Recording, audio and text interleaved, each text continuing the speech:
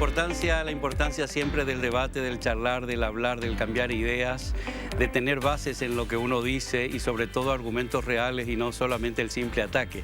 Estos días ya se abre directamente para radio y televisión lo que tantos querían muchos candidatos y nosotros mismos, poder debatir tranquilos, escucharlos, decirles que quieren su voto, que no quieren su voto, que no les interesa a lo mejor la opinión del contrario, si le interesa. Bueno, hoy podemos ya a partir de ahora decir lo que quieran siempre desde la base del respeto, porque ya estamos libres, ya se abrió lo que en su momento era solamente para las calles, para pancartas, para vallas, para todas esas cosas, ya podemos hacerlo acá. Aunque siempre hemos debatido algunos, no todos, porque siguen faltando algunos principales, algunos protagonistas, algunos que se creen protagonistas y están seguros de eso, y la vida da muchas vueltas, así que nada en esta vida es seguro, así que estate atento porque mucho puede cambiar, atenta, mucho puede cambiar de acá al 18. Arrancamos.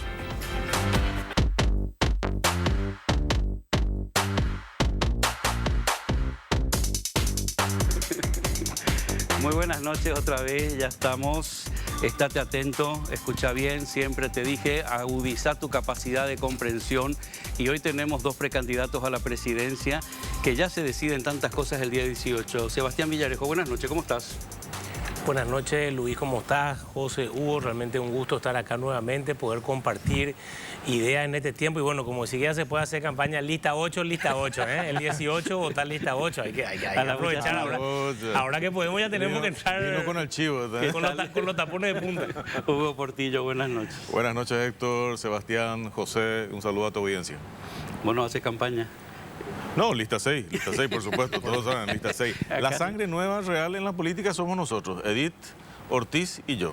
O sea, nunca un peso del Estado, ni como funcionario público, ni como proveedor, ni como licitante, ni como ONG, ni como nada. Somos realmente la sangre nueva en la política. O sea, nos hicimos y nos creamos en el sector privado. Un segundito, saludo a José y ya entramos. ¿Qué tal, José Antonio Morales? Yo también soy sangre nueva. ¿En qué? ¿En la política? Sebastián, sangre nueva en la política, dice. Yo creo que es súper... Yo valoro mucho todas las candidaturas, lo sabe Hugo, pues hemos conversado en este tiempo. Nosotros, como decimos, nos creemos que estamos generando una nueva política. Pues la nueva política también es importante ver que quienes han entrado a la función pública, qué trayectoria tienen y cómo han actuado, porque finalmente de eso se trata. Ahora, es importante ver qué queremos hacer en el país. Yo creo que ahora que estamos un poco ya, a diferencia de la anterior vez que vinimos, es un poco qué país tenemos nosotros en la mente. Es como decir, nosotros de Pachequería con Patricia Dos Santos, de vicepresidenta, tenemos una visión muy clara, ¿verdad? Nosotros creemos que el motor del desarrollo es la iniciativa privada. Nosotros creemos que definitivamente tenemos que buscar que el Paraguay crezca. La forma de reaccionar a la pobreza es evidentemente que se genere riqueza. Nosotros tenemos que lograr que el pequeño emprendedor se convierta el mediano en grande, que el Estado no esté para trancar, que esté para empujar, para ayudar. No solamente como se hace ahora, hay que repartir un subsidio, hay que repartir capital semilla, hay que dar crédito, ayudar a generar mercados y que entonces esa economía que crece a partir del sector privado sea el gobierno el que la convierta en desarrollo. ¿Cómo la convierte en desarrollo? Invirtiendo en salud, seguridad, educación, transporte público, por citar 4 cosas específicas. ¿Por qué es tan delicado el tema de educación últimamente? ¿Por qué tanto hay que tener tanto miedo si uno opina una cosa, opina otra? ¿Por qué se está llevando a tantos extremos, Sebastián? Quiero verlo como una oportunidad. Yo creo que es una oportunidad para el futuro gobierno, al que nos toque gobernar a partir del 15 de agosto del 2023. Creo que es una oportunidad que el tema educación esté en agenda. Yo creo que no es poca cosa. Yo quiero ver esto como algo positivo. Pocas veces el tema de educación estuvo en agenda y no por una cuestión de solamente de presupuesto o una cuestión solamente de tal cosa. Que esté en agenda de esta forma, de una forma tan amplia y realmente que ha permeado, pues yo viajo por todo el país y le ves a gente en todos los lugares preguntándote esto. Es una tremenda oportunidad. Yo creo que cuando se acabe un poco este humo electoral, que hay gente que está aprovechando el tema electoral, específicamente lo digo, Honor Colorado está aprovechando este tema, no sé, presentándose como los grandes pro vida, pro familia, cuando están abrazados a narco, a crimen organizado, a narcopolítica, corruptos, salvando intendentes y así destruyen familia. Pero al margen de eso, creo que cuando se acabe el humo electoral, los líderes y quienes gobiernan el país tienen una enorme oportunidad de que por primera vez demos un salto cuantitativo en educación. Ese es nuestro compromiso. Hugo. Acabo de escuchar la diferencia entre la centro derecha y la derecha. A ver, ¿cuál es la? Porque... No, porque en parte coincido con lo de Sebastián. Evidentemente yo creo que el pulmotor de toda economía es el sector privado. Evidentemente acá nos estamos olvidando de los emprendedores, que son realmente los que dan trabajo y son los que realmente sustentan a la ciudadanía, son los que realmente generan el pan en la mesa de los paraguayos. Y no es poca cosa, el 60-70% de los empleados son de microempresarios, o sea, el taller mecánico que tiene 4 o 5 mecánicos, etcétera. Bueno, listo, tenemos que ir fomentando eso. Y decimos mucho de garganta para afuera, pero a la hora de la verdad pues no lo hacemos. Entonces, acá tenés 4 instituciones, ya dije varias veces, tener el Banco Nacional de Fomento, tener la Agencia Financiera de Desarrollo, tener el Fondo Ganadero, tener el Crédito Agrícola de Habilitación. Se tienen que fusionar todo, pero te tienen que comenzar a incentivar el tema de los emprendedores. Acá se le tiene que poner alfombra roja a los que realmente generan riqueza al país. Y en un país, el que genera riqueza es el sector privado, no el sector público. Dicho esto, acá en Paraguay el modelo es el emprendedor, el emprendedurismo. 1. 2, donde no estoy de acuerdo, y ahí sí la diferencia entre centro, derecha y derecha es, yo quiero abolir todo tipo de subsidios. No corre, porque una cosa lleva a la otra. Hoy tenés subsidio en el tema electoral, que para mí hay que cortar. Hoy te das cuenta que es nicho de negociados a por doquier. Tenés el tema del subsidio de las ONGs, que al final es son todo menos ONG, o sea, organización no gubernamental, y son cualquier cosa menos no gubernamental, o sea, viven de las tetas del Estado, o paraguayos, o del Estado o de Estado extranjero. Ninguna funciona. Yo creo que, no quiero generalizar ninguna, pero te aseguro que la mayoría no funciona. Y categóricamente voy a comenzar a rascar y alguna vinculación tiene. Ahora, yo siempre digo nomás, pongámonos sobre la mesa las cartas y la transparencia, decir, bueno, listo, estos intereses estoy defendiendo yo. Y no pasa nada, defendeme, dame tu punto de vista y está. Tocaste el tema de educación, que es un tema importante. Cierto, es una oportunidad para debatir el tema de educación, pero otra vez es producto de una cuestión no programada. Nadie programó, todo el mundo gargantea, no, la educación, pero nadie sentó las bases y decir, bueno, listo, este es el tema del modelo educativo que nosotros necesitamos. Necesitamos formar profesionales de acuerdo a la demanda del mercado y tenemos que comenzar a formar profesionales de acuerdo a la competencia regional. Nosotros tenemos que dejar de mirar nuestra aldea paraguaya para comenzar a mirar nuestra aldea regional y ahí tenemos que ser competitivos. Tenemos que ser competitivos con los argentinos, con los brasileños, con los uruguayos, con los chilenos, con los peruanos. A ese modelo tenemos que apuntar. Dejemos de mirar nuestra aldea nomás, uno. Y el tema nomás, tocaste una cuestión ahí que tiene que ver con educación, ideología de género y todo esto que se instaló ahora. Y le escuché a este señor Viedma o algo así, el de la Unión Europea, y es toda una chambonada. O sea, ¿cuál es el problema que diga, mira, este es el modelo, esto es lo que nosotros queremos, estos son nuestros intereses creados, y que argumenten, pero que dejen de mentir? ¿A qué nomás lo que voy? Resulta que a mí me sorprendió que estemos hablando de educación o de transformación educativa o de lo que sea, y al final terminamos hablando de comida. Las dos cosas son importantes, pero vamos a ordenar. O estamos hablando de educación o estamos hablando de comida, porque resulta que me dicen, no, claro. Exacto. Entonces me dicen, no, resulta que si se deja de lado la cooperación europea, los niños no van a tener que comer. Y yo pensé que estaba hablando de educación. Entonces, por ahí tenemos que comenzar a desmitificar y a poner las cosas en su lugar. Punto. Sebastián, es muy difícil a veces porque la derecha o la ultraderecha quiere abolir ciertas cosas. Esto se acabó, esto no funciona, y luego las necesidades en la calle. Por ejemplo, yo soy muy fan de una ley que creo que hablé una vez contigo que existe en España, la ley de dependencia, la ley que tiene que crear fondos para ayudar a las personas que tienen una persona dependiente en su casa, que no pueden trabajar. Hay tantas cosas sociales que bordea el centro o que algunos achacan solo a la izquierda, que es muy complicado a veces limitar solamente a un sector o decir yo soy derecha, yo no voy a tener ningún subsidio. ¿Cómo se mueve, Patria Querida? ¿Cómo te ves vos en un tema tan delicado como los subsidios? Nosotros tenemos una posición, yo creo, clara y sostenida en el tiempo, ¿verdad? El tema es cuál es tu objetivo final. El subsidio no puede ser un fin. Un gobierno, si da un subsidio, por ejemplo, vamos a hablar del subsidio a adultos mayores, para explicar a la audiencia. ¿Por qué hay subsidio a adultos mayores?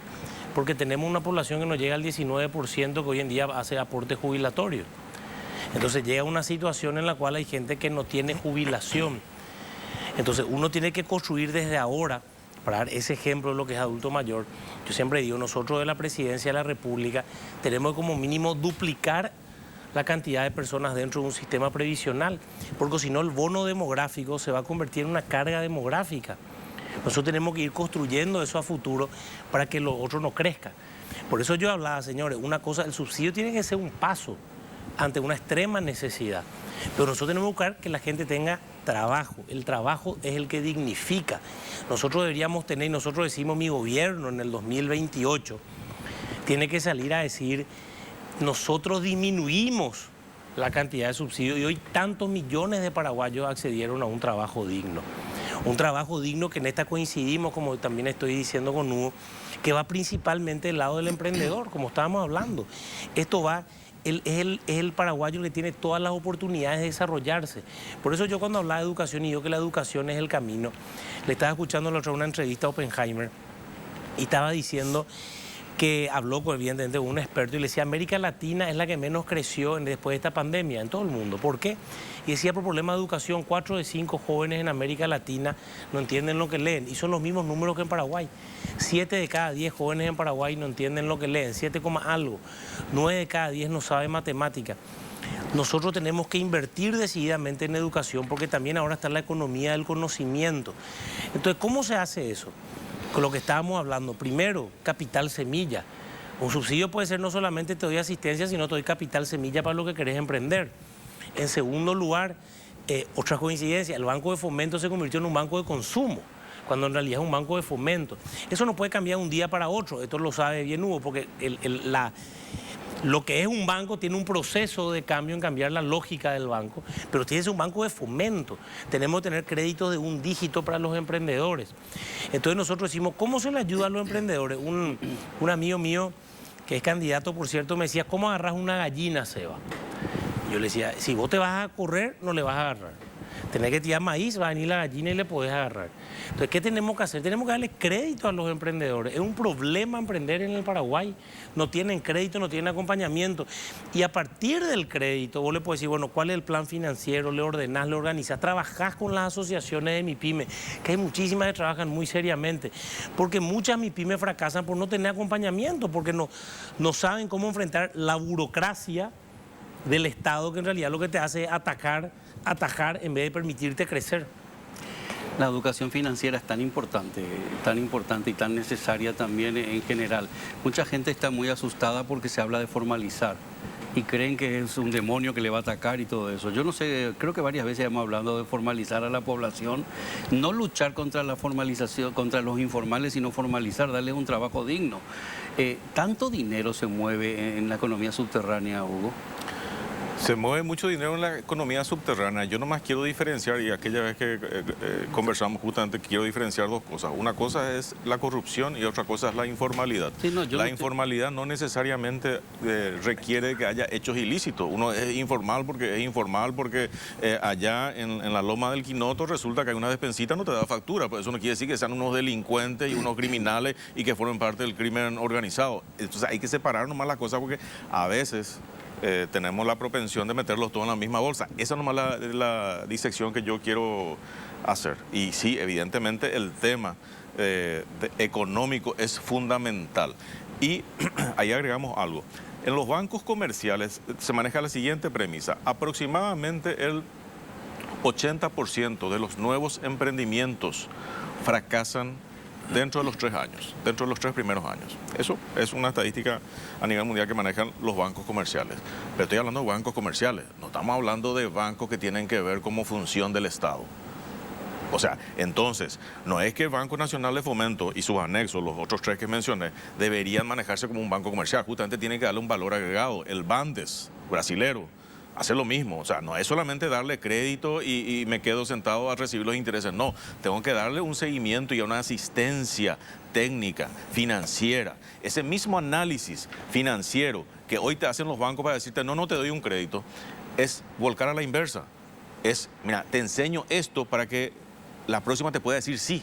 No que simplemente te digan, no, enseñame a cómo hacer, enseñame a cómo manejar el flujo, enseñame a cómo evaluar el tema de ingreso, egreso, resultado, enseñame a cómo yo tengo que pagar el tema de mercaderías y cómo tengo que pagar una inversión de capital. Uno se paga con ventas, el otro se paga con capital, se paga con utilidad, pero son cuestiones, no son cosas del otro mundo, no es la decomposición del átomo, pero requiere mucho orden financiero y mucho conocimiento sutil al respecto y querer darle ese conocimiento a la gente para que se ordene. Acá, vos bien lo mencionaste, Banco Nacional de Fomento se fue al consumo y genial. Desde el punto de vista comercial, es un nicho que explotó hace unos 15, 20 años, no solamente acá, sino a nivel mundial. El consumo, genial desde el punto de vista comercial. Ahora, no es la función de un banco del Estado que realmente lo que tiene que estar potenciando son las líneas de producción que generan economía, que generan mano de obra, que generan ingresos para el país.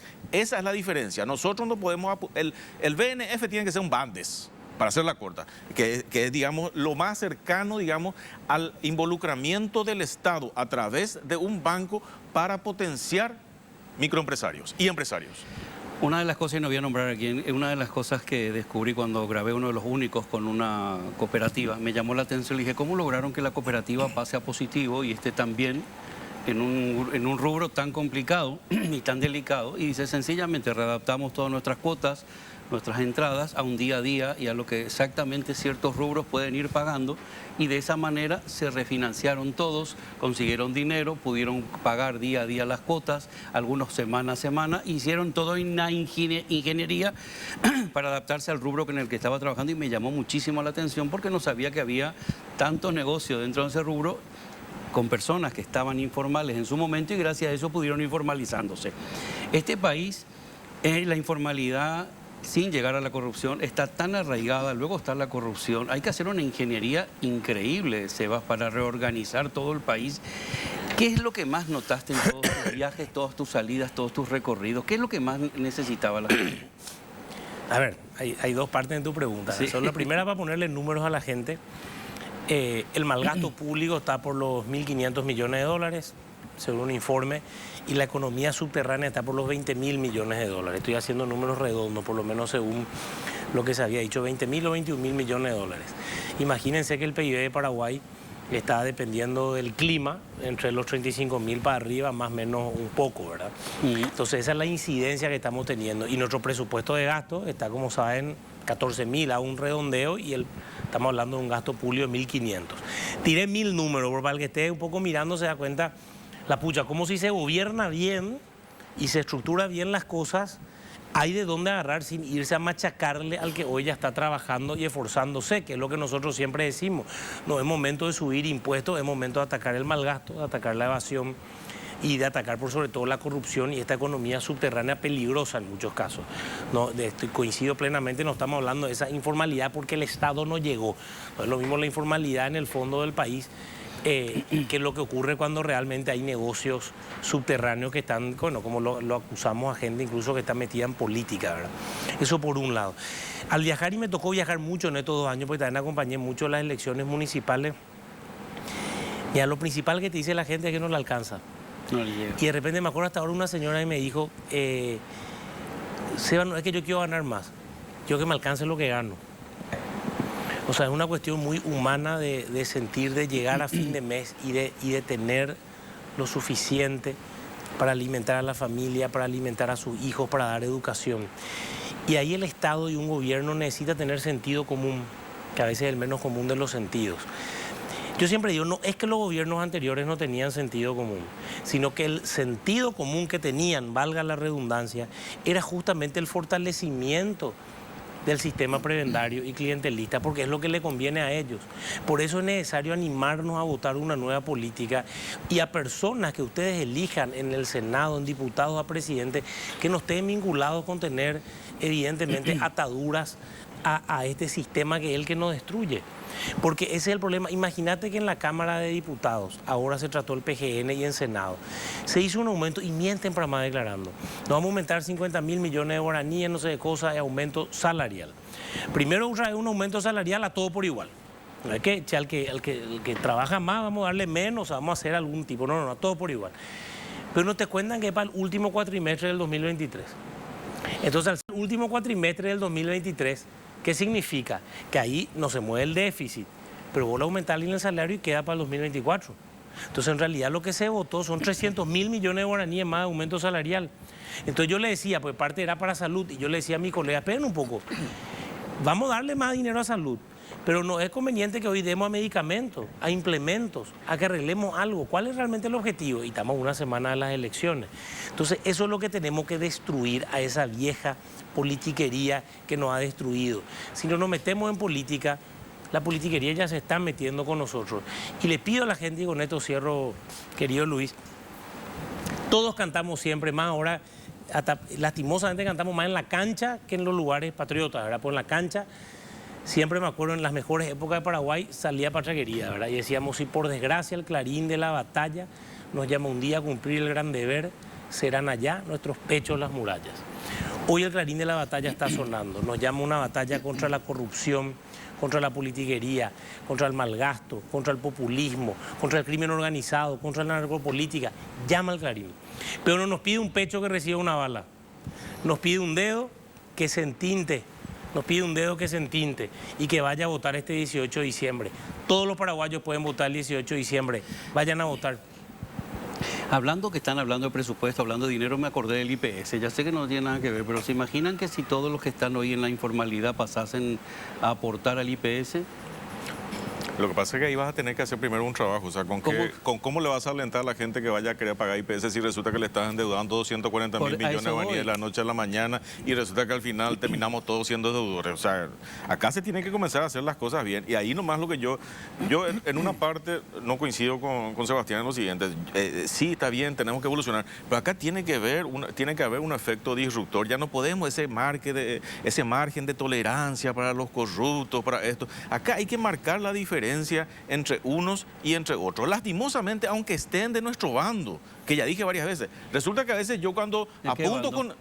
Lo que pasa es que a veces cuando yo apunto con el dedo al corrupto de la vereda de enfrente, todo el mundo me aplaude. Pero cuando apunto al corrupto de mi vereda, no, soy un traidor, soy esto, soy lo otro, ¿cómo está mal? Yo no estoy de acuerdo. Por eso, incluso ese tema de lo que va a hacer ahora, que ya mencioné varias veces, el abrazo concertado, que es una especie de réplica perversa, una caricatura del abrazo republicano que tanto daño les ha hecho. Acá tenemos que comenzar a diferenciarnos los buenos de los malos y la vieja politiquería, la corrupta, la perversa, la mercenaria, y tiene que comenzar a ser desterrada, pero se tiene que comenzar a llamar las cosas por su nombre. Efraín es un corrupto, punto. O sea, yo no le puedo apoyar hoy a él.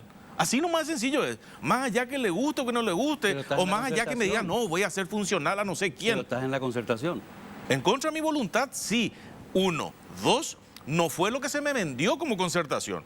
Ahí todos tienen que hacer también un mea culpa, porque no fue lo que se vendió en la concertación. Yo recuerdo, y tengo varios amigos colorados que fueron, no, esto vamos a hacer no en contra de los colorados, sino con los colorados. Vos la terapia total. Vos participabas de las reuniones, yo participé de todas las reuniones, te dije ya varias veces, Héctor, eso. Yo participé de todas las reuniones, justamente para que no me digan, no escuché, me dijeron, me comentaron. Yo participé y vi cómo era la rabia, el resentimiento, la ira contra los colorados. Yo dije, así no van a poder construir algo diferente, si la rabia antepone a la calidad de construcción. Y después vemos con el tiempo que fue todo un ardid de Efraín, que le salió hasta ahora relativamente bien. ¿Por qué crees que no debate? ¿Por qué crees que no se presenta? Uno no tiene plan, no tiene forma de presentarse. Tiene que comenzar a dar explicaciones de su manejo en la gestión pública, que ya lo hizo, siendo ministro de Obras Públicas y Comunicaciones. No se le conoce trabajo, pero vive en las tilapias. Al día siguiente comienza a vivir de los inmuebles. Comenzó a comprar inmuebles casualmente donde estaban en el trazado de rutas y cosas por el estilo, que tiene que comenzar. Y hoy se calla. Y si hoy se calla y no da la cara y no es transparente, ¿qué va a hacer cuando llegue, si es que llega para ser presidente? Quiero saber vuestra opinión de lo que pasó ayer con Cristina Fernández de Kirchner. Un lindo ejemplo. Lindo ejemplo. Lindo ejemplo para todas las autoridades. De hecho, Perú siempre fue el que estuvo a la vanguardia regionalmente de decir, mira, acá hay corrupción, cierto, pero vamos a tratar que no haya impunidad. Y varios presidentes mandó en cana. Y ahora, evidentemente, con esto que está ocurriendo en Argentina, el mensaje es bastante claro. O sea que en privado, hablando con el embajador, pero no tiene nada de malo, me decía que le sorprendía cómo en Paraguay utilizábamos en una jerga casi coloquial y normal la palabra impunidad, que en Estados Unidos solamente se utiliza a un nivel muy alto, muy de la parte de abogados, no me sale, de jueces, y no como algo tan normal en la población. Acá hubo significativamente, hubo esto, lo otro, y ahí, ¿qué opinas de todo esto? Bueno, todos somos conscientes de que la reforma o no sé si llamarle reforma, porque ese término también ya está demasiado mal gastado, ¿verdad? Demasiado gastado, pero realmente un nuevo poder judicial, por decirlo de alguna forma, es uno de los mayores desafíos del Paraguay y ese no depende de las elecciones, es un proceso largo. Yo creo que la terna de la Fiscalía, dentro de todo, me sorprendió gratamente, tengo que reconocerlo. Tenía temores fundados de que pudiera ser muchísimo peor y creo que dentro del escenario de lo que podría ser son 3 personas que me causan una primera buena impresión. Digo primera porque uno nunca sabe después cuando se escudriña y nos enteramos de algo. Eso siempre pasa acá en el Paraguay, ¿verdad? Pero tengo que reconocerlo, ¿verdad? Yo creo que acá hay algo importante que señalar, Luis. Hoy fue un día muy especial para los paraguayos, ¿verdad? Después de 2 años de pandemia se volvió a hacer Cacupé, volvió a haber una enorme cantidad de gente. Y creo que ese mensaje claro de lucha contra la corrupción, ese mensaje claro de un nuevo Paraguay, ese mensaje claro también que yo creo que deriva en participación, tenemos que llevarlo. Que no quiero dejar de decir eso en un programa como este, ¿verdad? La fe, y acá hoy quiero hablar un poco como un hombre de fe, ya que fue un día muy marcado por la fe, ¿verdad? Si la fe se queda solo en la iglesia o se queda solo en la procesión, el Paraguay no cambia.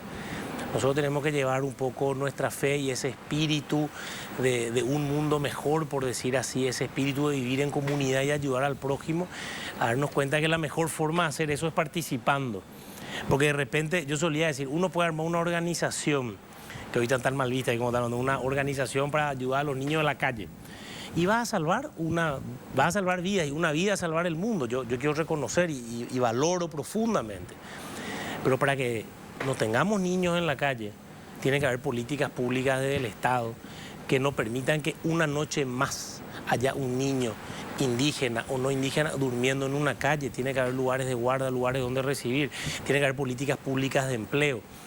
Entonces, ¿a qué voy con esto? Que esa fe, esa fe a flor de piel que hoy está sintiendo el pueblo paraguayo, nos demos cuenta que la mejor forma de ayudar al prójimo, que es algo que nace un poco de eso, la mejor forma de amar al prójimo a mí mismo, es primero yendo a votar, en serio, participando y diciendo a través del voto, castigando, premiando, haciendo lo que debamos hacer, pero yendo ese día y demostrando que ese es el camino.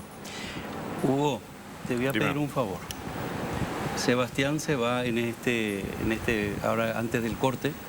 Hablamos con él un poquito más y luego como vos te quedás seguimos hablando en otro... Sí. ¿Por qué se va, che? ¿Estás huyendo del debate? No. Si algo sabes que nunca voy a ni un debate. No somos los únicos que nos encontramos. ¿Para qué te vas? No puedo. Pido disculpas. No, esa es una nueva versión. El único que se sienta es Hugo, así que somos nosotros, Hugo, así que tranquilo. Ustedes siempre estuvieron. Bueno, vamos a hacer lo siguiente. Lo único que siempre estamos somos nosotros, así que... Vamos a hacer lo siguiente. Ahí tenés tu cámara, dirigite a ellos directamente. Tú tenés 2 minutos, 1 minuto y medio para decir lo que quieras. No, voy a repetir lo que ya dije. Yo creo que cada 5 años tenemos la oportunidad de hacer un juicio político todos los paraguayos, ya que estuvo muy de moda el juicio político en este tiempo, con lo de la fiscalía, fretes, todo esto. Cada 5 años todos los paraguayos podemos hacer un juicio político. Y esa es la oportunidad. Y hoy la tenemos el 18 de diciembre. La concertación es un momento histórico y quiero aclarar cosas. 1, todos los paraguayos pueden ir a votar a la concertación. 2, no importa que estés afiliado, no estés afiliado, seas independiente, no importa. Puede ser del Partido Colorado, puede ser de otro partido. Todos pueden ir a votar a la concertación el 18 de diciembre. Fíjate en las redes sociales, en la web, hay números de teléfono, puedes llamar para ver dónde votás. No siempre se vota en el mismo local que votás en las generales. Hay pequeños cambios, va a ser en la misma zona, pero te puede llegar a tocar otro local, entonces intenta averiguarlo antes. Por lo tanto, participemos este 18 de diciembre. Es la enorme oportunidad de elegir una nueva política. Si no te gustan los candidatos de siempre, votá en contra de ellos, eliminemos a las cúpulas corruptas, juguémonos por algo nuevo. Esta es la oportunidad de que vayas a votar el 18 de diciembre a quien creas es el mejor candidato. En abril quizá muchos voten al menos peor, pero en diciembre es la oportunidad que por primera vez en la historia la oposición, quienes no formábamos parte de alguna forma del oficialismo, podemos elegir. Le pido al Colorado que está viendo esto, que vaya a votar a la Concertación, que no se deje llevar por cúpulas significativamente corruptas, que vaya a la Concertación y pueda elegir entre opciones que estamos ahí. Al liberal que va a ir a la Concertación, que se anima a cruzar el voto probablemente a presidente de la República, quizá vaya para votar en su interna senador o diputado, pero realmente que elija a liberales, que realmente elija a personas que creemos en la libertad y que se anima a elegir a la mejor dupla. Así que ya se acabaron los 2 minutos. Muchísimas gracias. En diciembre 18... Una pregunta, si diciembre 18, votar lista 8. Así que nos vemos, un fuerte abrazo. Vamos a ganar. No, alto. El precio de que te deje ir antes, porque si no parece que te estás corriendo el debate. No, por favor. Propuesta, no, una pregunta. China, Taiwán, ¿cuál es la posición de Patriquería? Nosotros tuvimos rápido una posición en ese sentido. Patriquería incluso ha presentado proyectos en la Cámara de Diputados acerca de una oficina comercial en China. Hemos hablado claramente, nosotros no podemos renunciar al mercado más grande del mundo, que es China. Oficina no te van a dejar Y en hacer. ese sentido, permíteme, Hugo, y en ese sentido, por sobre todas las cosas y por una cuestión geopolítica, acá Taiwán tiene que comprender que no pueden seguir con dádivas, con maletines o dando solamente casas. Paraguay necesita, enfocando en ese enfoque que estamos hablando en primer lugar, que es el sector privado el que tiene que crecer, tiene que desarrollarse. Y en ese sentido acá tienen que venir industrias, tiene que venir mercado, y en ese sentido no podemos renunciar así al mercado más grande del mundo, que hoy es China continental. No. Y en el esquema geopolítico es algo que vamos a tener que debatirlo del primer momento, y nuestra premisa es acercarnos hacia el mercado más grande, que es lo que está pasando hoy en el Mercosur, que lo están haciendo los otros. Así que bueno, muchas gracias a todos, fuerte abrazo, seguimos. Pelota al medio, así un signo. Oficina no te van a dejar abrir. Tiene que ser embajada o debatimos embajada. En el próximo. En el próximo. No, pero en el próximo gobierno. Sí, bueno. Desde el gobierno te invito. Te invito al palacio. Aníquena después forme parte del gabinete de Efraín, ¿eh? Pero yo voy a ganar. Ah, no, ahí sí. Mira, ahí te aplaude. Por eso te voy a invitar. Vamos a un corte, gracias, Sebastián. Abrazo, vamos a un corte, gracias. Bueno, el salón se amplía, tenemos nuevos invitados. César Rosell, ministro del Tribunal Superior de Justicia. ¿Qué tal? ¿Cómo estás, César? Muy buenas noches, acá encantado. Acá un saludo para Hugo, para Guillermo, para vos, Luis, para José. Muy contento de estar acá con ustedes esta noche y poder compartir acá. Encantado de conocerte. Se habló mucho en este salón de tu incorporación al Tribunal Superior de Justicia. Y positivamente. Bien, bueno, entonces estamos. Es raro, ¿verdad? Guillermo Sosa, ¿qué tal, ministro? ¿Cómo estás? Sí, muy contento de estar acá. Saludos a todos los miembros de la mesa y a la audiencia por sobre todas las cosas. Precandidato al Senado. Precandidato al Senado de la chapa de Honor Colorado, Santiago Peña, opción 38. Trabajaste mucho, estábamos hablando mucho en el otro bloque sobre el tema de la educación. Y el otro día charlando en privado nos contaste muchas cosas, muchas inquietudes que tenés en cuanto a la educación, el aprendizaje, la capacidad de comprensión. Desde el Ministerio de Trabajo también se habla mucho acá cuando estabas como ministro de la importancia de crear fuentes de trabajo, empleo. Yo focalizo la educación para el trabajo, o sea, la capacitación en oficios, para adecuarnos a la demanda que existe, básicamente, en el sentido de que cuando uno va a buscar una solución tan anhelada en la familia, en la ciudadanía, de tener ese empleo digno que la gente está pidiendo. Entonces hay que responder a la pregunta, ¿qué sabes hacer? ¿Qué sabes hacer? Entonces ese ¿qué sabes hacer? Puede ser, tengo un título de bachiller, o puede ser, yo tengo un oficio, tengo un oficio de carpintero, mecánico, informático, cocinero. Entonces, cuando uno tiene un oficio es fácil de conseguirle el empleo y adecuar a la demanda, trabajar con las empresas que son las grandes creadoras del empleo y poder trabajar en políticas públicas para unir la oferta a la demanda, que es lo que nosotros ya hemos hecho, Luis. Nosotros en ese sentido no es tanto voy a hacer algo, sino nosotros ya hemos hecho. Lo que queremos es recuperar y hacer más. El tema de la continuidad que hablamos a veces también, Hugo, sea el gobierno que sea, ¿verdad? César, que comienzan proyectos que no todos son malos en todos los gobiernos, algunos proyectos son buenos y de repente entra un nuevo gobierno y por razones políticas decide no continuar con algún proyecto. Eso siempre nos ha pasado. Qué difícil es tener unas políticas de continuismo en algunos proyectos de gobierno. Lo que pasa es que yo creo que acá todavía no entramos en la discusión de lo que es planes de gobierno, planes de Estado. La carencia principal que tiene Paraguay es que no tiene una visión de mediano, largo plazo a 10, 20, 50 años, como tiene Itamaraty o como tiene Estados Unidos, como tienen los países desarrollados. Eso nomás así de sencillo es. Entonces acá nos faltan planes de Estado. O sea, uno puede tener sus ofertas electorales dentro de un plan de gobierno, pero tiene que embarcarse dentro de una visión país a futuro. Una de las cosas que se habla mucho es que las instituciones, recuperar la institucionalidad, recuperar. Y para mí era una de las grandes desconocidas del Tribunal Superior de Justicia, que a poco fui conociendo, fui haciendo amistades y fui dimensionando todo el trabajo que se hace desde el Tribunal Superior de Justicia, todo el gran desconocimiento que tenía la población en general y todo lo que todavía nos falta a nosotros. Voy a decir yo la palabra los comunes, que nadie se enoje. Yo digo los comunes porque si dice un político se enojan otros. Cierto. Y sí, se enojan otros, pero yo es verdad. Los comunes desconocemos tantas cosas, tanta importancia que tiene. Y se habló mucho, sin desmerecer a nadie, qué bueno es a veces refrescar y poner sangre nueva en ciertos puestos. ¿Cómo viviste todo ese proceso, la incorporación? ¿Cómo te recibieron realmente? Bastante bien, yo soy ya un hijo de la casa, estoy hace 26 años en la justicia, ¿verdad? O sea, ya ocupé desde el cargo más primario, estuve como jornalero en la justicia electoral y pasé por absolutamente todos los cargos, ¿verdad? Fui desde chofer, actuario, todo, ¿verdad?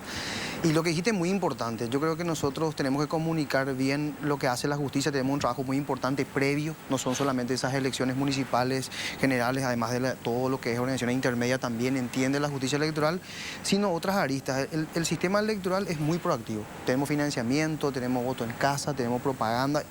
Hay mucho por hacer, hay mucho por mejorar y también hay que rescatar siempre las cosas buenas. Ahora, las observaciones internacionales como la Unión Europea, OEA y todas las demás siempre han destacado la labor de la justicia electoral. La justicia electoral internacionalmente, yo sé que nacionalmente también, pero internacionalmente tiene una imagen muy buena. Nuestros técnicos van a dar charlas, yo también como técnico iba al exterior, inclusive estábamos muy bien catalogados y es muy importante esa comunicación, venir a estos programas así tan importantes, que nos puedan ver los candidatos, que puedan sentir un poco el trabajo que hacemos nosotros antes, durante y después de las elecciones, que es un trabajo arduo y comprometido de un plantel gigante de funcionarios, que es un engranaje que funciona bastante bien hace mucho tiempo. Es muy difícil a veces la posición de la justicia electoral porque se cuestiona a veces desde muchos partidos diferentes, de muchos sectores. Hay muchas llamadas, intentos de llamada, cambiar impresiones, presionarles. ¿Cómo se puede convivir con eso y saber hasta dónde se puede llegar, hasta dónde se puede recibir a un candidato, qué es correcto, qué no es correcto? Porque no debe ser fácil eso. No, la verdad que la presión siempre existe. Ahora, nosotros recibimos a todos los candidatos, a todos los partidos, a todos los sectores. Estamos ya acostumbrados. De mi parte, por lo menos, estuve mucho tiempo en varias direcciones, entonces ya estoy un poquito acostumbrado a esa presión, ¿verdad? Y obviamente también el doctor Bogarín, la incorporación de un penalista de primera como el doctor Bogarín y la experiencia que tiene de estar también en el tema, yo creo que hacemos una buena amalgama ahí, ¿verdad? Pero la presión siempre existe, es un órgano jurídico. Quiero encabezar eso y hacer énfasis que es jurídico, político, ya por debajo, y tiene esa chispa siempre de la política que dentro de los jurídicos siempre hace mucho ruido, ¿verdad? Pero las presiones siempre existen y hay que mantenerse estrictamente a lo jurídico y creo que ahí vamos a salir bien. Pero las críticas siempre van a haber, como somos referee, árbitro, un sector siempre va a estar enojado con nosotros, ya estamos bien curados de espanto con eso, ¿verdad? Así que ya le podemos manejar, pero esa presión siempre existe. ¿Qué trabajo se viene para el 18? Todas las internas coloradas, la concertación. ¿Vos estás tranquilo en ese aspecto por más que esté el ministro acá? No. ¿Qué inquietudes vos? Yo creo que realmente César va a tener que ver, o a lo mejor socializar, el tema, si existen estudios, ideas de modificar, por ejemplo, el Código Electoral. Yo creo que es el momento de comenzar a sentarnos a ver qué es lo que se tiene que modificar del Código Electoral. ¿Y a qué voy, Héctor? Una cuestión muy sencilla. A mí me encantan las políticas públicas. Yo sé que generalmente es tedioso para muchos. A mí me encantan las políticas públicas, por eso entré en la política. Ahora, veo nomás que una parte de las políticas públicas es la cuestión electoral, que debería ser 5 o 6%. Acá, políticas públicas, el 90% del tema electoral. Algo no está bien. Y cuando demasiadas reglamentaciones y disposiciones hay, es cuando más se presta al tema de corrupción. Así de irónico es todo esto. Entonces, acá tenés, yo digo más tarde, más temprano, porque a mí cuando entré, ¿qué es lo que me cuestionó? No tenés estructura. Yo dije, tanto hablábamos con Edith, ¿qué es lo que es la famosa estructura? Bueno, la famosa estructura que no tenés para controlar el día de. Ok, ¿cómo hace Estados Unidos? O sea, no necesitas los republicanos, los demócratas, no. Es la justicia electoral la que comienza a darle carga social a los ciudadanos y dice, mira, hermanito, vos, Juan González, te toca ya controlar allá en Quequegó las elecciones y se les paga. Es una carga social para todos los ciudadanos. Entonces, pero la justicia maneja esa situación. Entonces no dependés de los partidos políticos que se controlen guau entre ellos. Y esa es la famosa estructura que le llaman. Acá yo digo, ¿y por qué la justicia electoral no puede nominar a ciudadanos, usando tu palabra, no peyorativamente, comunes, o sea, Juan de la calle, como siempre yo digo, para decirle, bueno, muchachos, vos te vas a ir allá a controlar, en tal lugar, se te va a dar, no sé, viático, esto, lo otro, y te vas a ir a controlar. O sea, yo creo que se va a enriquecer muchísimo y se le va a quitar el tema del valor estratégico de la estructura para los grupos corruptos. Así nomás es sencillo, porque acá resulta que vos tenés una buena candidatura, pero, qué sé yo, un equipo estructural, electoral impresionante, pero le tiene a Pato Donald, no, y ese va a llevar adelante, y ese va a ganar y le va a imponer a Pato Donald. Yo me pregunto, ¿eso es democracia o no? Y técnicamente me vas a decir que sí, y yo te puedo decir ideológicamente que es no. César, ahora vamos contigo, Guillermo. Sí, César. yo creo que Hugo tiene muy buenas ideas, hay que darle, ¿verdad? Mira, primero la propaganda. Mira, vos no me has dicho. Mira, vos tienes buenas ideas, dijo. No, la propaganda tiene razón. El modificar el código creo que es un objetivo que se viene. Obviamente nosotros somos un órgano de cumplimiento, cumplimos la ley, nosotros llegamos a enviar 200 artículos que se modifiquen técnicos en su momento al Congreso y quedaron ahí. Hubieron muchas mesas de trabajo durante los años y quedaron ahí. Se trató la ley de desbloqueo por separado con la ley de financiamiento, máquina, quedaron ahí. Por eso yo que tiene razón a la hora de sentarnos a hacer una reforma. Sentarnos, digo, del lugar que nos corresponde, pero sí técnicamente creo que podamos colaborar. Propaganda, inauguración de obra, lo que hablamos recientemente, eso entra dentro del financiamiento político. Que yo abra una obra, inaugure, ponga mi nombre y me vaya, cosa que pasa en España, que estuviste mucho tiempo, son ya reguladas por el financiamiento político, ¿verdad? Entonces, eso es la lista abierta. La biometría en el día de, te cuento que es un proyecto que estábamos trabajando. Justamente yo iba a firmar un acuerdo cuando sucedió lo que sucedió, el incidente que tuvimos, y estábamos firmando, íbamos a empezar con un proyecto piloto, vamos a ingresar con la biometría porque es lo que le falta a la mesa al día de ahora. ¿Por qué el tema de los afiliados? Ese es un tema que hay que debatir en las mesas, hay que debatir. En todos los países de la región pasa lo que dice Hugo. Se sortea, es una carga cívica, está bien. Pero Paraguay hay que sentarnos a debatir. Tiene una particularidad, 88% de la gente empadronada. O sea, la gente figura en una agrupación política. Entonces te puede tocar mesas totalmente coloradas, totalmente liberales, te puede tocar un tema. O hay que discutirlo, hacer la cara pública, o se paga, pero hay que debatirlo. Hay que sentarnos a renovar el código realmente desde el 96. Hubieron varias No tenés forma de zafar eso. Hoy tenés 1,5 millones que no está afiliado a ningún partido. Agarrá y que tu nicho para darle la carga social sea sobre la gente no afiliada, por ejemplo. Inclusive para hacer los jóvenes, como lo hacen en Colombia, lo hacen de 18. O sea, hay métodos. Yo estoy de acuerdo, yo creo que hay que sentarnos justamente a escucharnos entre todos y poder sacar algo mucho más, que sea más ecuánime para todos, ¿verdad? El tema de la ley, que esto está desde el pacto de gobernabilidad. La justicia hay que entender que pierde el control de la elección el día de. Nosotros tenemos control previo, elaboramos, pero el día de lo que sucede en esas horas, hasta el escrutinio y posterior juzgamiento, ahí perdemos nosotros el control de la elección. Que se entienda bien, perdemos. Pasa la responsabilidad a los partidos políticos, que así está compuesto ahí yo creo el sistema. Ahí le estás dando en el culo del mosquito. O sea, ahí pierde legitimidad cualquier democracia. No estoy hablando de Paraguay en particular, estoy hablando en general. Sí, pero o sea, en el momento más importante del acto electoral, La justicia Es electoral más conflictivo decir la Claro, no pero tiene está por ley. participación. Hay que recordar que está por ley. No, Nosotros, no, si no. se modifica la ley. Está bien, yo te hablo encantado- ideológicamente, ¿verdad? Encantado de hacer, de poder tocar eso. Tenemos las experiencias, tenemos esas experiencias regionales. Me tocó particularmente ir. O sea, es una cuestión de sentarnos y la justicia electoral nos le va a sacar ahí la nalga a la jeringa. Vamos a poder trabajar en un proyecto a futuro. Guillermo, vos vas como precandidato al Senado. ¿Escuchaste lo que dijo la cantidad de proyectos o cambios que se enviaron y quedaron en nada o encajonados en el Senado? Yo lo que quiero es básicamente que la justicia electoral sea, en primer lugar, neutral, creo que sea eficiente, ¿verdad? Quiero que sea eficiente y por sobre todo quiero que sea justicia, que sea justa, ¿verdad?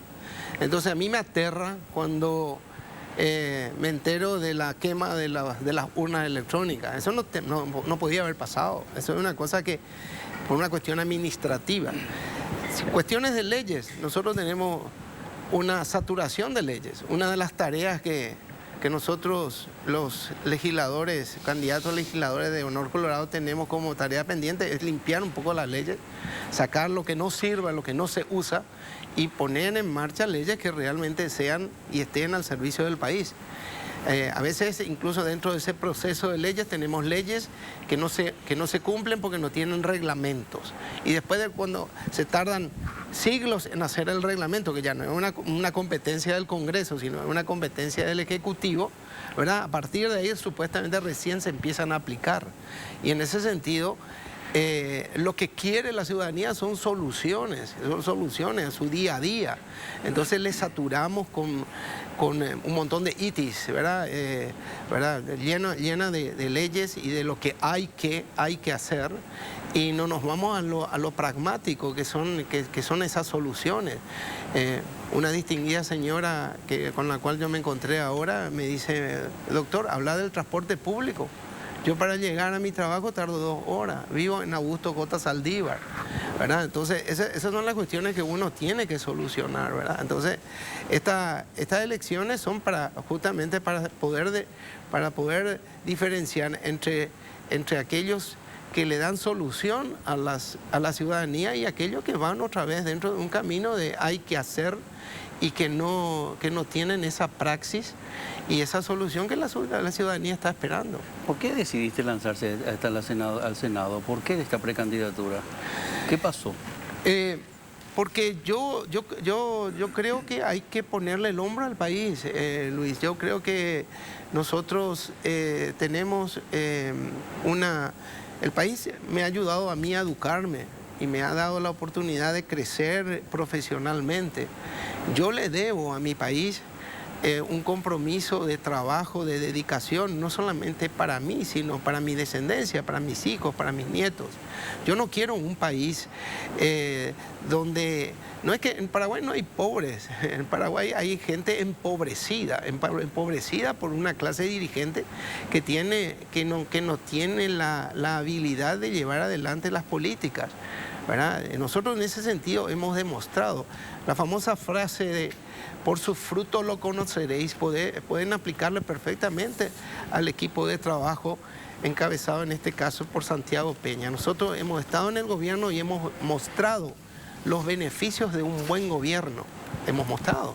Y la gente se acuerda hoy en día de cuánto costaba el gas, cuánto costaba el cemento, cuánto costaba la gasolina y todo lo que conlleva, incluso una política de lo que vos siempre mencionás, que es el tema del empleo, ¿verdad? Hay mucha gente que lanza planes de empleo en este momento al término de su mandato. Nosotros hemos trabajado en empleo desde el primer momento que hemos llegado y hemos conseguido el aumento del empleo y hemos conseguido la reducción de la pobreza, ¿verdad? Entonces, son experiencias pragmáticas y a la gente le decimos eso, le decimos claramente, voten por nosotros porque nosotros sabemos qué es lo que hay que hacer. Santiago Peña no es ningún improvisado.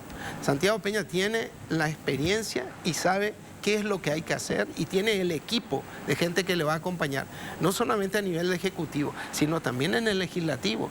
Y yo quiero llegar al legislativo porque realmente a mí me preocupa mucho ver esas peleas en el Congreso, esa falta de seriedad, falta de profesionalismo que no nos ayuda a nosotros. Entonces quiero llevar experiencia, ¿verdad? Porque acá no es solamente llevar gente militantes políticos tradicionales. Por eso nuestra oferta electoral combina gente que tiene esa experiencia política, pero también otra gente que tiene la experiencia práctica de gobierno. Yo tengo 30 años de gobierno, Luis.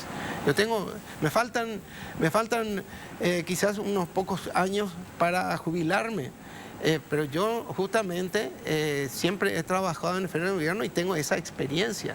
Y no tengo peros que tienen otros que vienen en periodos y salen. Y he sufrido los embates de la politiquería, porque las veces que yo no he comulgado, no he acompañado a una determinada facción, he sido desplazado y me dejaron en la calle. Yo he pasado 5 años fuera del gobierno, aunque no debería haberlo hecho, ¿verdad? Porque la oposición, para nosotros, la verdadera oposición, es la oposición que es dentro del Partido Colorado. La verdadera oposición no está afuera, está dentro del Partido Colorado. Esa es la verdadera oposición. Qué importante todo lo que va a pasar este 18. La justicia está totalmente preparada, está lista, está a punto. Te agradezco muchísimo la pregunta porque es clave esa pregunta. Faltan pocos días, 11 días, ¿verdad? Estamos muy cerca. Nosotros garantizamos el TREP, ¿verdad? También todo lo que es la implementación el TREP es uno de los corazones de la justicia electoral, si no es el corazón actual, ¿verdad?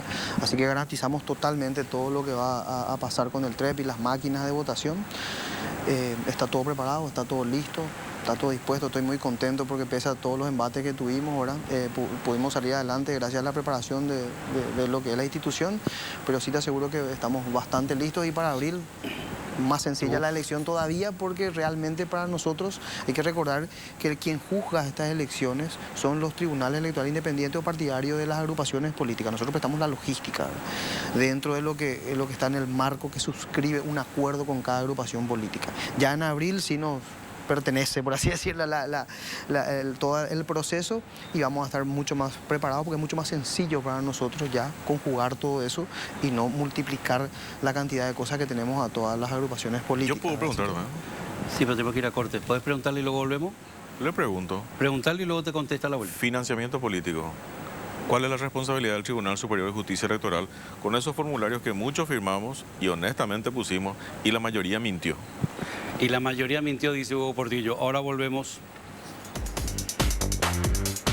Hoy José Antonio está callado, no nos da tiempo casi ni de hablar. Nosotros estamos acá como un partido de ping-pong. Me dedico a beber agua porque estoy seco de tanto hablar. Sí, repetí la pregunta, por favor, Hugo Portillo. No, la pregunta para el doctor es lo siguiente, ¿verdad? Con relación al tema del financiamiento político, que es una de las aristas fundamentales de la transparencia y de la democracia, que tanto nos costó inclusive sacar la ley medio a retazo, todo engrampado, etcétera. Pero de todos modos es letra muerta. Yo recuerdo que, o sea, yo como candidato presenté todo mi formulario, firmé, me estuve ahí calculando bien, etcétera, y presento. Para mi sorpresa, después veo y creo que un diario o 2 diarios sacaron el tema. No, que la mayoría es una joda. Algunos candidatos, de hecho Sebastián Villarejo puso 0, que no va a gastar nada. Efraín Alegre puso que va a gastar 6 millones de guaraníes. Y cosas así ridículas. O sea, entonces, ¿cuál es la responsabilidad del Tribunal Superior de Justicia Electoral en eso?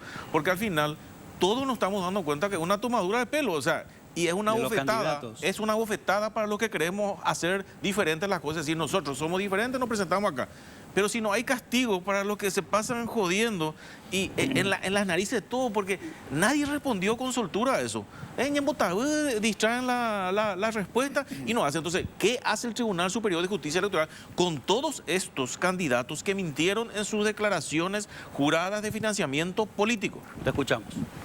Bueno, nosotros tenemos una ley, voy a hacer una breve introducción para comprender un poco el contexto del tema. ¿Verdad? Nosotros tenemos una ley que data del 2012, ¿verdad? Somos muy jóvenes en Paraguay en lo que es financiamiento político, comparado con Uruguay, que ya viene una ley de 100 años, para tener una idea nomás, ¿verdad? No voy a evadir la consulta, ¿verdad? Nosotros hicimos una evolución bastante grande en financiamiento. Teníamos 18 observaciones de la Unión Europea, 19 observaciones de la OEA, a la parte... Cuando yo termino, pues yo fui director de financiamiento, o sea, le puedo responder con propiedad, termina y dejamos en cero.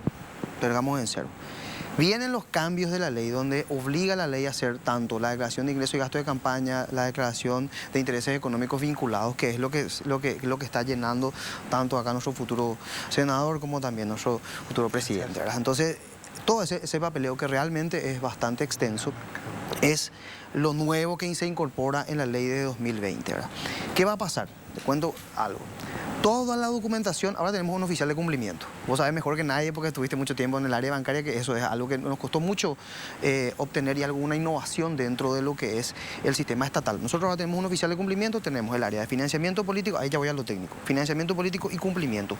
Todo lo que se presentó, todos los candidatos, todo lo que presentaron ya está en cumplimiento. Se va a machear con CEPRELAT, la SED y la vuelta, en lo que van a seguir siendo candidatos o no, con la declaración de ingresos y gastos de campaña en la elección después general.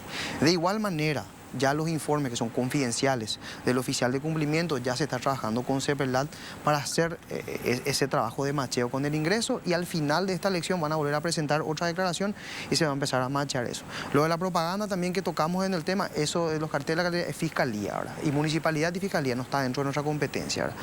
Pero y todo también, perdón, antes que termine la idea, va a una página web que se llama ONAFIT. En el ONAFIT uno puede descargar cuánto ingresó, cómo ingresó, o sea, ahora tenemos todo arriba, ¿verdad?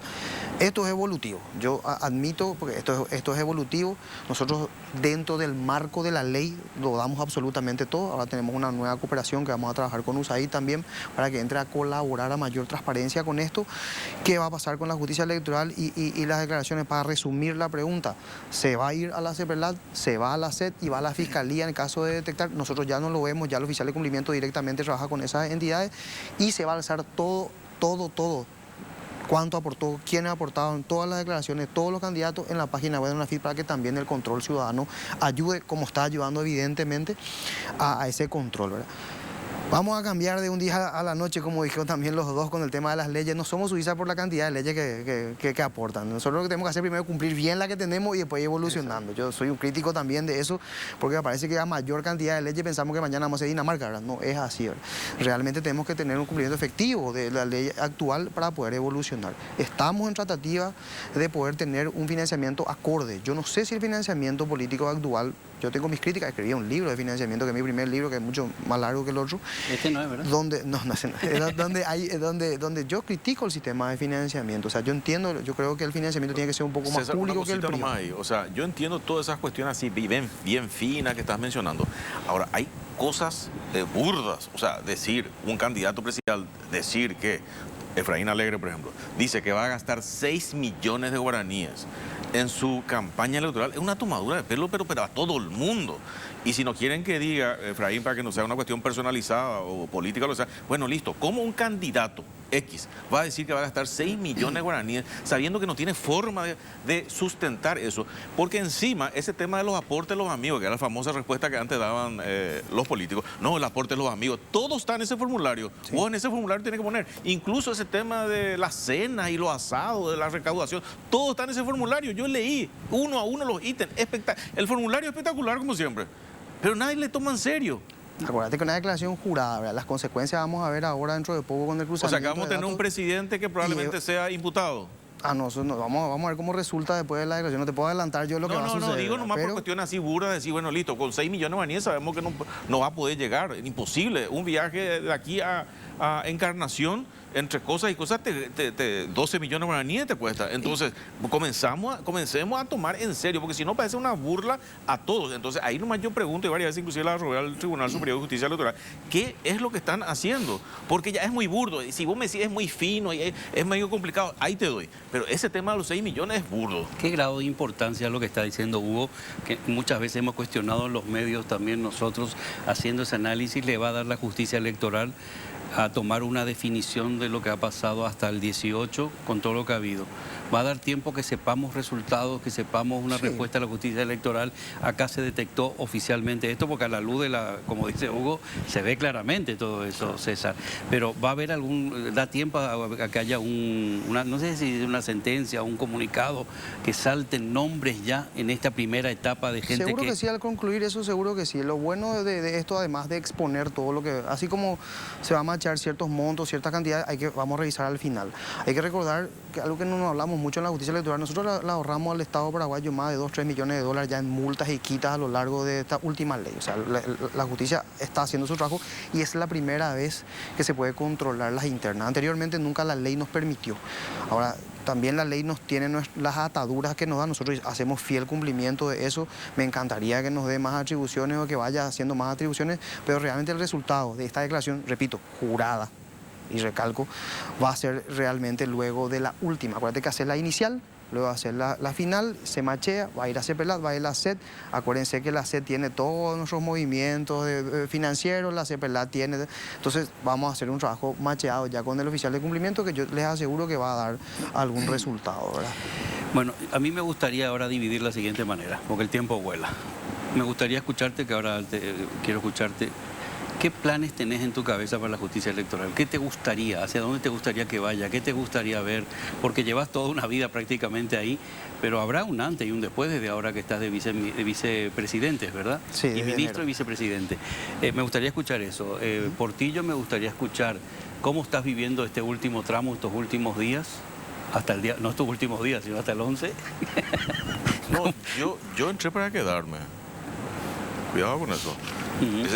La famosa pregunta de todos, che, ¿qué van a hacer después del 18? No, después del 18 viene el 19 y me van a seguir viendo en política. Para bien o para mal me van a tener que aguantar. Porque vos hablas de un proyecto, ¿no? Porque vos no tenés... Proyecto político, Proyecto sí señor. político. Bueno, ahora me explicas, Guillermo. Sí. Estás a full en la campaña. A full, sí. Y no sé si entras en tus contrincantes o no, te centras solamente en tus proyectos. ¿Sabés o pensaste si llegás al Senado quiénes van a ser tus compañeros? Yo creo que es injusto para la ciudadanía siempre el criticar o el siempre plantear hay que, ¿verdad? Entonces yo me centro fundamentalmente en soluciones, en la gente que está teniendo problemas de inseguridad y decimos que vamos a fortalecer los linces, en la gente que tiene problemas para llevar su hijo a la escuela y decimos que vamos a tener transporte escolar gratuito, a la gente que está harta de la burocracia para ir a tramitar un documento, le decimos que vamos a simplificar, vamos a luchar contra la burocracia y vamos a simplificar los trámites. Lo que la ciudadanía quiere en este momento son soluciones, son soluciones. Y yo desde una óptica de la experiencia, lo que planteo en mi campaña no es pelearme con los contrincantes y siempre tener como cuestiones muy teóricas, sino fundamentalmente pragmáticas y que van a lo que la ciudadanía está pidiendo en estas elecciones. Esta justamente es la única oportunidad que tiene la ciudadanía de ejercer su voto y decir, voy a elegir a las personas correctas, a la gente que quiero para buscar una solución para mi país. Son importantes los ejes que uno se marca para la lucha, porque el que mucho abarca poco aprieta. Por supuesto. Y algunos te hablan de todo en general, te hacen una película y vos te preguntas cómo van a poder con todo. Y fíjate vos que en ese sentido yo enmarco, disculpame un minuto, primero, empleo. Para mí es fundamental el tema de trabajo, ¿verdad? Y no solamente decir, vamos a conseguir más empleo. Yo hablo del cómo vamos a conseguir empleo. ¿Cuántos años ¿verdad? fuiste ministro? 5 años. 5 años. 5 años. Fui director del SNPP. Fui el primer ministro de Trabajo, Empleo y Seguridad Social. Y dejé una institución de paquete, una institución ordenada, con tecnología, digitalizada, con recursos, ¿verdad? Y lo mismo en SNPP y en el SINAFOCAL. Yo fui creador del SINAFOCAL. Yo he dejado instituciones funcionando, ¿verdad? Y incluso, no solamente eso, cuando yo hablo de empleo, no solamente estoy hablando de empleos básicos, ¿verdad? Estoy hablando de lo que se viene, que son los empleos del futuro, que son los empleos de la irrupción de la tecnología en la actividad económica, que son cuestiones que tenemos que solucionar y pensar, así como estamos planeando que la justicia funcione, que haya leyes, que establezcamos relaciones con países. Yo fundamentalmente estoy preocupado por la irrupción de la tecnología tecnología. Y con respecto a eso, no es que digo también que estoy simplemente preocupado. Yo ya he hecho, yo ya he introducido la robótica, la mecatrónica, la programación informática para los equipamientos en el SNPP, los talleres, cómo están funcionando. Y no solamente, digamos, cuestiones de alta tecnología, a veces cuestiones tan simples como en la industria de la confección. Yo fui viceministro de Industria, yo creo en la agroindustria. Yo tengo preocupación porque en el sentido de que nosotros estamos siempre exportando proteína vegetal, productos sin procesamiento. Nosotros tenemos que dar el gran salto de empezar ya masivamente a exportar proteína animal, en el sentido de que exportar cerdos, pollos, pescado. Ese cambio a la agroindustria es altamente necesario. Entonces, a mí llega un momento, me abruman todas las cuestiones de las cuestiones jurídicas, y yo pienso más en la realidad del día a día de la gente que va y tiene problemas de pagar su cuenta y que necesita simplificación de trámites para obtener un simple registro para poder operar. Yo quiero una modernización del INAM, por ejemplo. Quiero fortalecimiento del INAM, porque el INAM es un instituto que otorga el registro a la gente que está en la industria de los alimentos, Luis. Y le querías preguntar algo, Hugo. Sí, adelante. Todo muy lindo, doctor. ¿Y cómo te vas a desenmarcar del designado significativamente corrupto? Eso es una apreciación muy subjetiva tuya. El señor lo dijo. El señor embajador es muy respetado, pero es una opinión y no es mi opinión, al contrario. Yo creo que Horacio Cartes ha sido una de las personas que más ha contribuido al desarrollo económico y social de nuestro país. Y estamos muy equivocados siempre en juzgarle a él y a juzgar a lo que hemos trabajado con él simplemente por una cuestión. No es así, Portillo. Hay que entrar. El Departamento de Estado es una opinión, es una opinión. Es una opinión. Nosotros somos una república soberana y que sabemos perfectamente quién es quién. El señor Horacio Cartes no tiene un juicio abierto en los Estados Unidos. En Brasil, y es un juicio cerrado. Entonces, ese tipo de situaciones son lo que confunden a la ciudadanía. ¿Por qué? Porque siempre te vas a un discurso de corrupción, de suposiciones manejadas. Suposiciones. Sí, y por supuesto, porque no hay una cuestión tangible. 33 años. No hay una cuestión tangible. De que nuestra democracia está deteriorándose. Y no es por culpa de eso. No es por la corrupción. La corrupción es un mal que está también en tu partido, que están metidos y no es inherente al cartismo. Yo realmente he trabajado muy bien con Horacio Cartes. Y Horacio Cartes, siendo su ministro, jamás me ha pedido nada torcido. Jamás me ha pedido, Guillermo, al contrario, cuando a mí la clase política me han venido a pedir como ministro, cosa que no corresponde. La respuesta que yo he recibido del presidente Horacio Cartes es: Guillermo, que se haga lo que corresponda. Y eso le decía: mira, es un voto en el Congreso o es una situación política que se tiene que alterar. Y me dice: no me importa. O sea, es una persecución internacional, doctor. Una persecución internacional. Brasil le persigue, Estados Unidos le persigue. Eso es una opinión tuya. Eso es una opinión tuya. Eso es una opinión tuya. Yo creo que a nivel internacional nosotros déjame hablar, Portillo. Venga, sigue mi opinión. Escúchame. A nivel internacional, yo no sé si esto es un issue y una situación que es relevante a nivel internacional. Eso vos le estás dando esa relevancia. Para mí, Horacio Cartes es trabajo. Está haciendo una cementera, está haciendo un frigorífico. El segundo hombre más fuerte de Estados Unidos es ¿Y cuál es el problema? El Departamento de Estado. Sí. Y sale Blinken y le nombra a Horacio Cartes y no es significativo. Entonces, a partir de ahora, el Departamento de Estado es el que va a designar lo que se tiene que hacer en nuestro país. Discúlpame, estás muy equivocado. Somos un país soberano y que tenemos las instituciones democráticas como la justicia electoral, que es la que tienen que funcionar y tienen que decir lo que hay que hacer y lo que no tienen que hacer. Yo respeto mucho la opinión de una persona como el embajador. Yo estudié en los Estados Unidos, ¿verdad? Y viví en los Estados Unidos. Conozco su realidad política, económica de los Estados Unidos. Siento porque se nos fue el tiempo.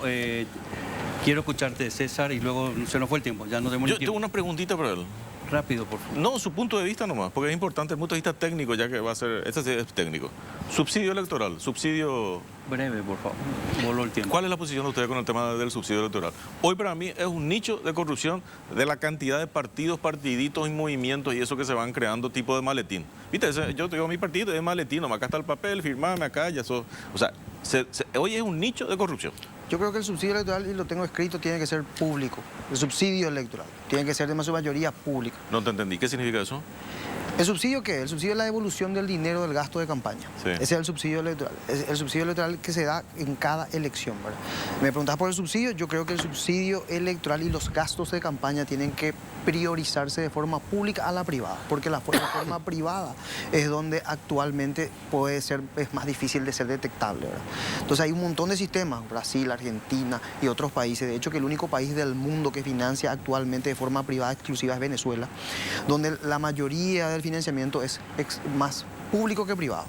Entonces, por ahí podríamos empezar a hacer un mayor control. Hay mucha gente que está en desacuerdo con eso y hay otra gente que está de acuerdo con eso. Es una opinión personal, no del Tribunal Superior, ¿verdad? Sí. Es una opinión muy personal en el caso del subsidio. De hecho, que para cerrar lo de los planes, el financiamiento político tiene que evolucionar. Tenemos que sentarnos entre todos a hacer.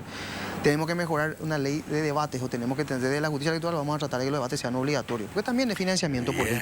¿Te gustó? Ahí sí, Mira, sí. yo soy un amante de la crítica. A mí mi funcionario, cuando nosotros nos sentábamos, siempre decía, bueno, ¿qué salió mal? Antes que salía bien, ¿verdad? Porque a mí me encanta construir. Yo creo que esto es hacer república, esto es hacer democracia, ¿verdad? Escucharnos todos, nos guste o no nos guste. O sea, yo soy un amante de los debates obligatorios, está en mi libro. Yo no estoy inventando nada, no estoy acoplándome a ningún discurso, ya lo escribí hace 2 o 3 años atrás, ¿verdad?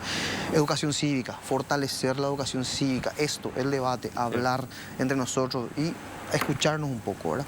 Y la participación, hay que mejorar el nivel de participación. Nuestros 55, 65, 60% hay que tratar de elevarlos a un 80, 90% como lo tiene Uruguay, donde muchos nos gusta ver un poco esa representación que tiene Uruguay sobre su gente. Y termino rapidito para decir todo.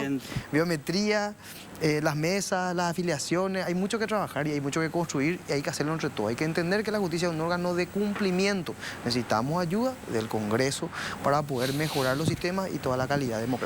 Les agradezco, se nos fue el tiempo. Gracias, Guillermo. Gracias, Luis. Nos Gracias vemos en por- unos días en la radio también. Sí, por favor, opción 38. Déjame de hacer una... Sí, claro. Sí, por supuesto, estoy para pedirle a la ciudadanía la confianza para llegar al Senado y para la presidencia, Santiago Peña como presidente de la República y que me den la oportunidad de acompañarlo como senador, opción 38 de la lista 2. Gracias, Guillermo. Hugo, Y yo voy a decir nomás ya directamente, el 18 vos tenés lista 6, Edith Ortiz, Hugo Portillo, punto. nos vemos en la radio también. Nos Vale. vemos en la radio. César, me gustaría verte en la radio también. Estoy ahí cuando quieran y la confianza en las instituciones, eso es muy importante recalcar que la institución debe ser fuerte, así que le agradezco mucho de que me puedas invitar y podamos debatir y exponer. Muchas Muchísimas gracias, Ah. muchas gracias. Muchas gracias a todos. Volvemos Gracias a ahora. todos. Gracias.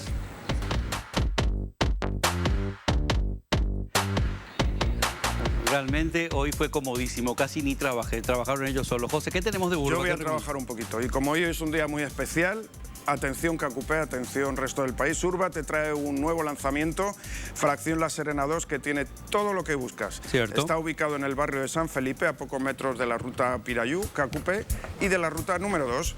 La zona totalmente poblada, situada junto al Club 1 de Enero y con muchos servicios alrededor, como una comisaría, hospital, terminal de ómnibus, Completísimo. escuelas y comercios.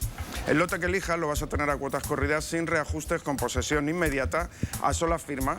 Puedes tener una casa quinta, puedes mismo. tener una vivienda, inversión, encontrar el plan ideal para tus objetivos y ¿Quiero pagar firmar tu ya? primera cuota con Urba. ¿Quiero firmar ya? Primera cuota, firma y ya está. Vale.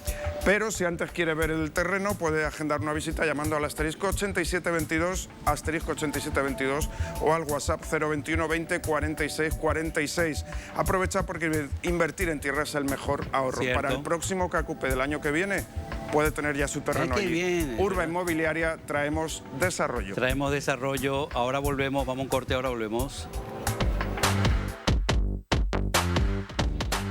Bueno, se terminó este jueves tan fantástico, lindo día religioso, así que nosotros también nos vamos agradeciendo a quién. Agradecemos a Complot, como siempre, que nos viste con estas camisas tan elegantes. Hoy coincidimos todos de blanco. ¿Has visto?